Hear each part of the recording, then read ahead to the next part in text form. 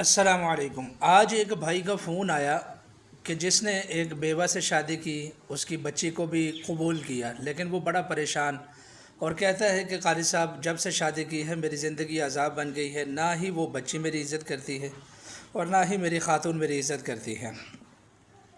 ایسے تمام لوگ جن کی خواتین ان کا عزت اور ان کا احترام نہیں کرتی جو کہ کرنا چاہیے، کہیں تو عورتوں کی غلطی ہوتی ہے، کہیں مردوں کی غلطی ہوتی ہے، ایسے تمام احباب سے گزارش کرتا ہوں کہ وہ سورہ توبہ کی آخری دو آیتیں لَقَدْ جَاءَكُمْ رَسُولٌ مِّنْ أَنفُسِكُمْ عَزِيزٌ عَلَيْهِ مَا عَنِتُّمْ حَرِيصٌ عَلَيْكُمْ بِالْمُؤْمِنِينَ رَءُوفٌ رَحِيمٌ فَإِن تَوَلَّوْا فَقُلْ حَسْبِيَ اللَّهُ لَا إِلَٰهَ إِلَّا هُوَ عَلَيْهِ تَوَكَّلْتُ وَهُوَ رَبُّ الْعَرْشِ الْعَظِيمِ۔